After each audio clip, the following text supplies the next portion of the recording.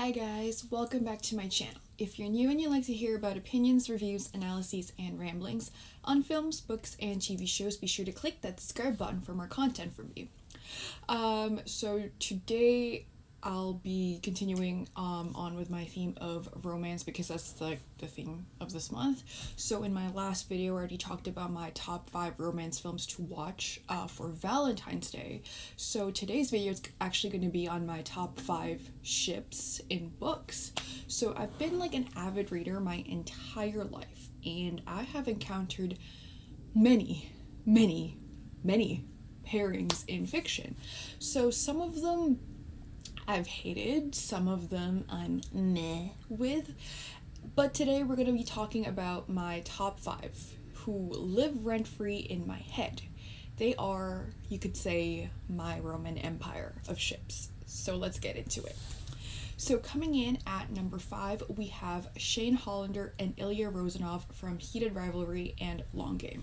So I've actually already mentioned this book in a previous video as well. I think it was my top 5 reads of 2023. So these guys, I have to say, they are the rivals to lovers of all time. And the fact that their slow burn was over the course of like 10 years, I was like, that is a slow burn. That is one slow of a burn. So I am very serious when I say that they live rent-free in my brain, because there's not a single like week at least that goes by where I don't think about them. Plus, like, I'm on TikTok, so I do see some people on my For You page talking about them. So it's like, I love that people are discovering them, and I highly recommend reading like Heated Rivalry and The Long Game from the Game Changer series, just because Ilya and Shane are just so well written. So the scene that gets me all emotional like over them, it's like this one particular scene, I remember it clearly. So Ilya is a Russian hockey player, and so he struggles with speaking in English. And so it's even harder for him to articulate his feelings and thoughts in his second language. Whereas Shane, like, obviously Shane speaks English, he grew up in Ottawa. So Shane, in the book, he asks him to just vent to him in Russian. And he might not understand what Ilya is saying, but he figures, hey, it's gonna help Ilya feel better, like, venting to him in Russian, even though Shane doesn't understand a single word of Russian. So then, of course, Ilya vents to him in Russian, and somewhere in there, because again, Shane doesn't speak Russian, Ilya slips in the fact that he loves Shane. And so it's just the fact that, like, you know, even though he's struggling to say, like, or to admit his feelings and his thoughts in English, he says it in Russian, and then Shane doesn't know that he's, like, saying, like, Ilya is telling Shane that he loves him in Russian, and I still get emotional over that scene. Like, I needed to take a minute after I read that. And for me, it's just, there's something so tender about speaking to someone in your native language. But even if they don't understand, like, they're letting you speak to them in your language, and just that is just romance. Like, that is peak love, peak romance, and I cannot get over that. That is the scene that sold me on Shane and Ilya. Like, I mean, I've been sold on them, but like, that's the one that cemented their place in my top 5. So then, coming in at number 4, we have June Duarte and Carden Greenbrier from the Folk of the Air trilogy. They are the enemies to lovers. And again, I feel like I have to mention this because it is very distinct, okay? Rivals to lovers, like Shane and Ilya, is if they're pitted against each other in sports or academics. That is rivals to lovers. Enemies to lovers is when they've tried to kill each other, okay? And another thing to mention is that it's not just bullying, okay? Because bullying, if one person does all the bullying, that's just a bully. And if the bully doesn't try to kill the bully, so the victim doesn't try to kill their bully, that's not enemies to lovers. And I don't mess with like the one-sided bullying thing. Like, I don't mess with that. Like, they have to have tried to kill each other for them to be enemies to lovers, in my opinion. And Jude and Carden have tried to kill each other and have betrayed each other and manipulated each other. Hence, they're enemies to lovers. Are they toxic? Yes, they are. Do I care? No. Guys, come on. It's enemies to lovers. Like, there's bound to be some toxicity in there. But what I do like is that they're really like well written enemies to lovers, you know? Like they hate each other as passionately as they love each other, and it's insane. Okay, so let me actually read one of the one of the scenes. It's not even a line, it's just like a scene from like The Cruel Prince that made me go, okay, I needed to like take a lap, because like I don't know if I've mentioned this before, but I read the Folk of the Air trilogy when I was on a plane, like going somewhere, and I was coming back. I was coming back from vacation. I read The Cruel Prince, and yeah, I was like, I need to take a minute. So here is the excerpt from like the scene that made me wanna, take a lap around the plane.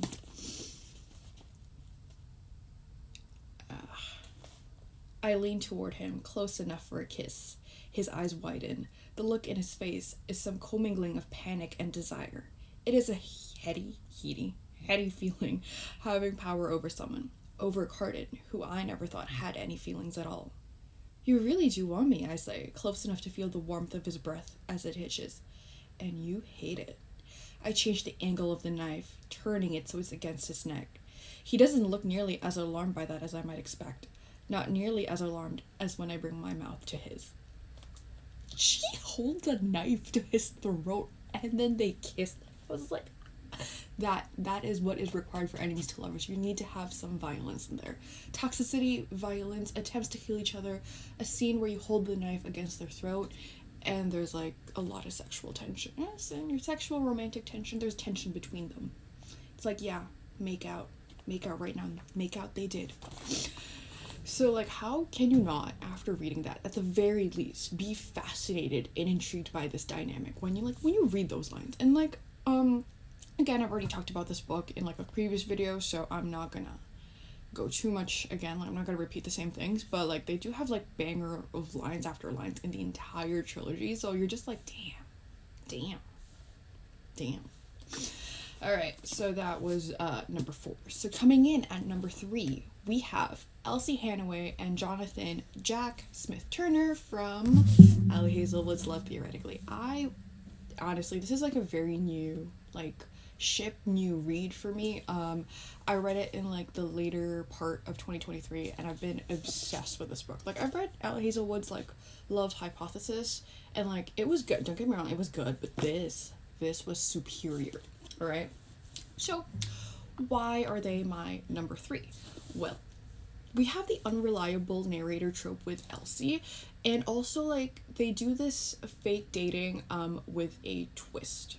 So the thing is, in most fake dating stories or tropes, like the people who fake date are the ones who fall in love.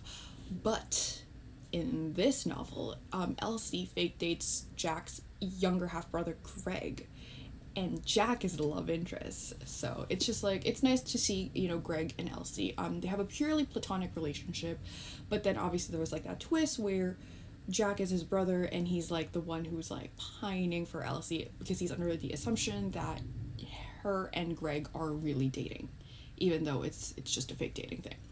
Also, Elsie has like this people pleaser personality, okay? And she constantly changes her personality and her answers to questions to better appease different people. And even her closest friend Cece, like, she kind of knows about it, but she doesn't really like get it. Like it slips from her sometimes. But Jack is the only one who is immune to like this, to Elsie's attempts to like change herself, and like he picks up on it every single time, and he wants her to be herself, and he starts helping her to start to be more like assertive. And the thing is, he's been gone for her since the moment he met her. And obviously, again, he was under the impression that she and Greg are actually dating. So Jack's like struggling because like, he really likes her, but also like that's his brother's girlfriend. Like I can't hurt him like that. And then, he finds out that she was lying about who she is. And so he starts to get really protective over his brother. And like, he's a caring guy. He's a caring guy and he's a great brother, even though he did have like, feelings for Elsie.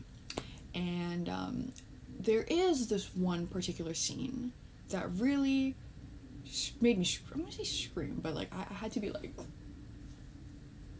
take a minute because it was insane. So let me actually just pull it up right here. Okay, so this is the end of like chapter 14. Okay, so this is a scene, and she's asking him about like, Elsie's asking Jack about like his weird fantasies. And so we go, she says this: "You have to tell me, or I'll picture necrophilia and dismemberment. In my weird fantasies, Elsie. He shifts me till our curves and angles match up perfectly. In my fantasies, you allow me to keep an eye on you. I feel his lips at my temple. And when I really let go, I imagine that you let me take care of you too. It does sound outlandish. Why? Because in my head, no one has done it before. I fall asleep huddled in the curve of Jack's throat, wondering whether he might be right."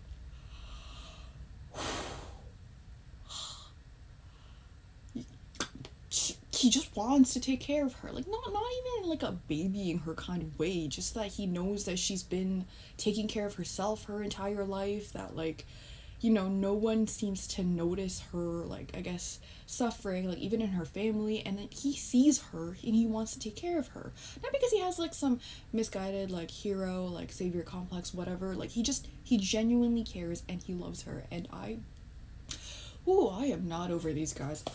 Hence why they're number 3, rent free. Like, just again, him wanting to look out for her and wanting her to be comfortable in who she is.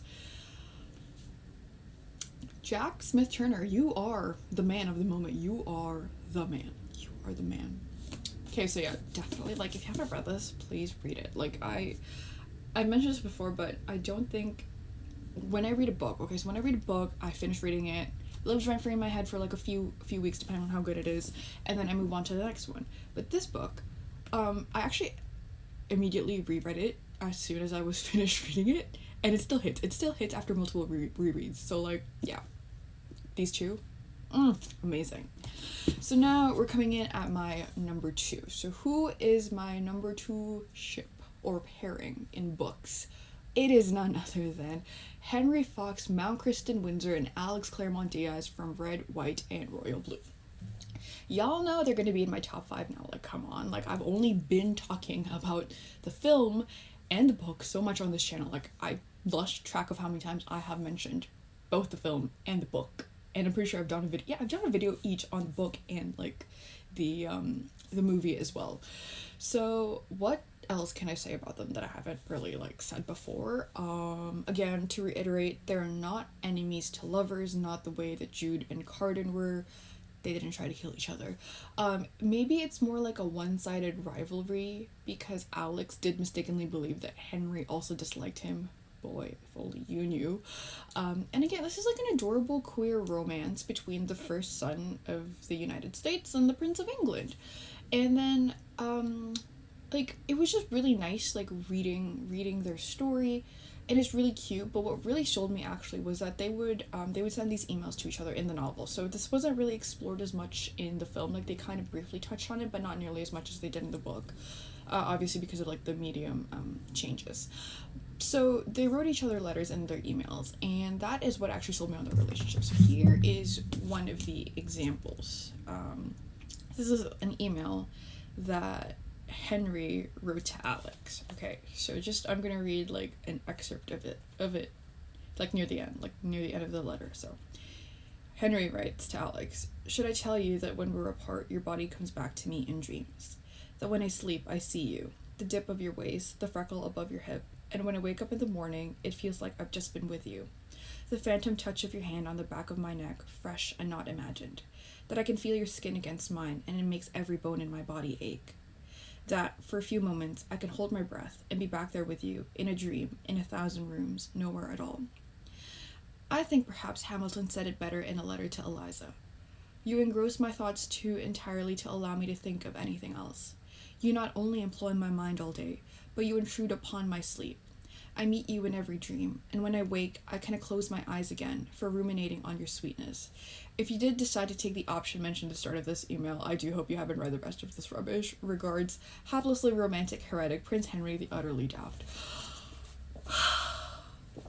Okay, for me, it's also like the whole like using quotes or like letters from like couples, like romantic couples in history, like that got to me. But like the poetry of like Henry telling him, "Should I tell you that when we're apart, your body comes back to me in dreams?" Like, you cannot just drop that banger and expect everyone to be okay with it. Like, I was ugh, I love them so much. So again, like I said, I've already said this before, but if you've watched the film, you like the film, I'd say to pretty please like read the novel because okay, it's really good and it goes a lot more in depth regarding like the development of their friendship and eventual romantic relationship and like their letters to each other is just so adorable and like reminding you of how single you completely and utterly are. Yeah. So they're my number two. So who is my number one ship in books of all time? Who is my number one? Who is my Roman Empire? The Romanist of my empires?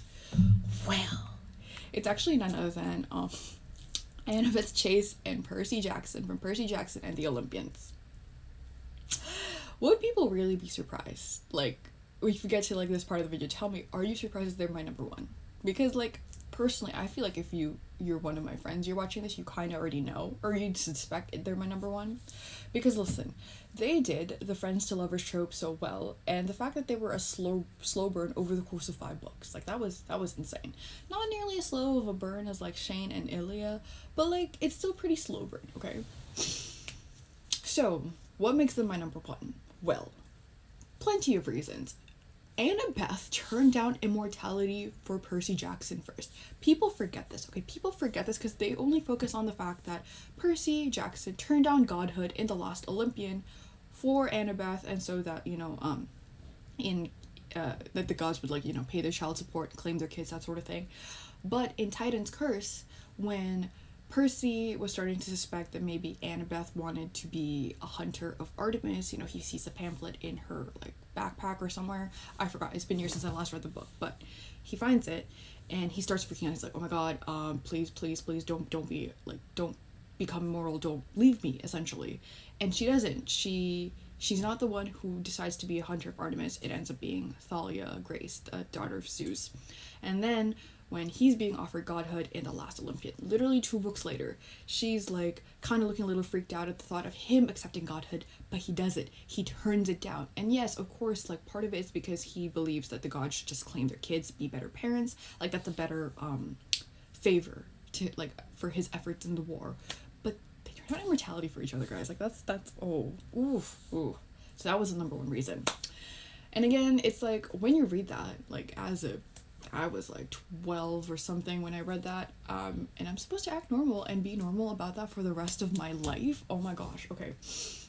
Not only that, but they're bantering. Their chemistry, they're bantering throughout all of the books. Even in Heroes of Olympus, it's amazing. And even, actually, I was going to say, even in Chalice of the Gods, which I just read literally like a couple of months ago, like, it still hits, even though it's been years since I last read them. Like their chemistry, their bantering, their friendship, it's still everything.